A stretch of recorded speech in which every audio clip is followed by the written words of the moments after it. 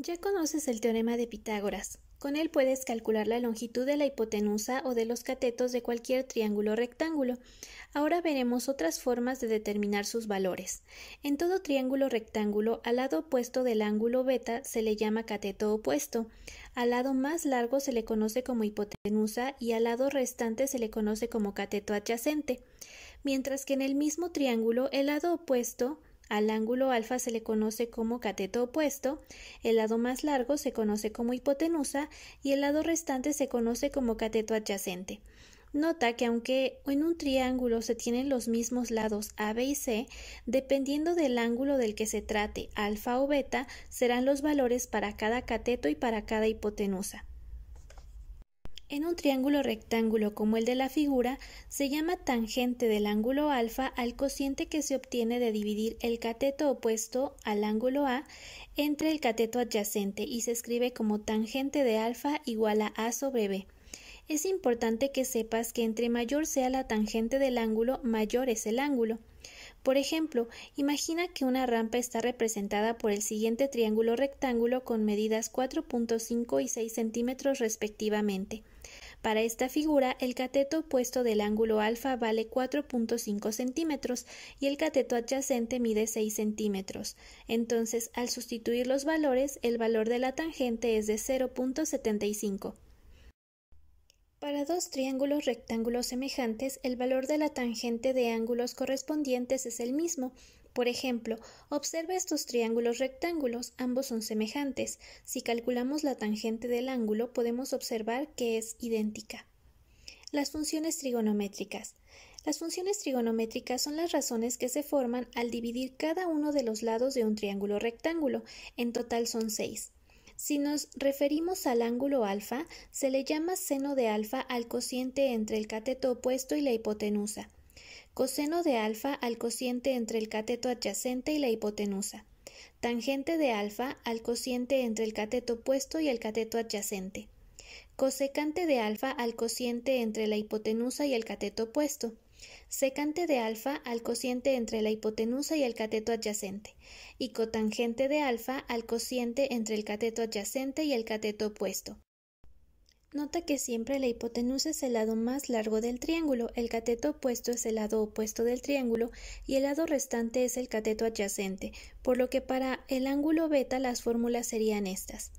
En triángulos rectángulos semejantes, el valor del seno y el coseno de ángulos correspondientes es el mismo. Por ejemplo, para estos dos triángulos rectángulos, si calculamos el valor del seno y del coseno de alfa respectivamente, podemos notar que el valor es el mismo. Ahora que conoces las razones trigonométricas, puedes calcular los valores, por ejemplo, del seno, coseno o tangente de 30 grados de la siguiente manera. Para calcular la tangente de 30 grados, dibujamos un triángulo equilátero con lados que miden 2 centímetros cada uno. Recuerda que los ángulos internos de un triángulo suman 180 grados, pero al ser un triángulo equilátero con lados y ángulos iguales, cada uno de sus ángulos miden 60 grados. Ahora se traza la altura de ese triángulo y se forman dos triángulos rectángulos. Si tomamos uno de ellos, como lo puedes observar, la hipotenusa mide 2 centímetros, entonces el cateto opuesto del ángulo mide 1 centímetro, pero nos falta encontrar el valor del cateto adyacente, así que para determinarlo usamos el teorema de Pitágoras. Sustituimos cada uno de nuestros valores y despejamos para obtener que el valor del cateto faltante es igual a la raíz de 3. Por lo que la tangente de 30 grados es igual a cateto opuesto entre cateto adyacente o a 1 sobre raíz de 3. Ahora, para calcular el coseno de 30 grados, sustituimos cateto adyacente entre hipotenusa o raíz de 3 sobre 2. Y para el seno de 30 grados, sustituimos cateto opuesto entre hipotenusa o 1 sobre 2.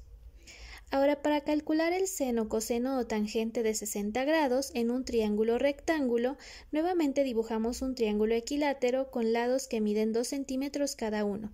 Trazamos la altura y tomamos uno de los dos triángulos que se forman solo con el ángulo al que hacemos referencia, que es ahora el de 60 grados. Como puedes observar, la hipotenusa sigue midiendo 2 centímetros, entonces el cateto adyacente mide 1 centímetro, pero ahora nos falta encontrar el valor del cateto opuesto. Así que para determinarlo usamos el teorema de Pitágoras.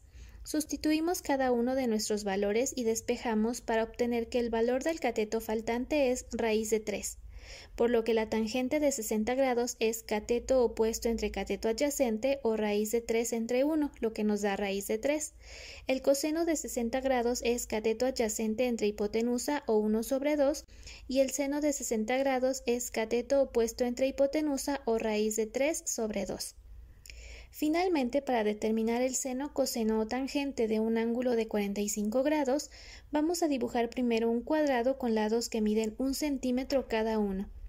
Recuerda que los ángulos internos de un cuadrilátero suman 360 grados, pero al ser un cuadrado con lados y ángulos iguales, cada uno de sus ángulos mide 90 grados.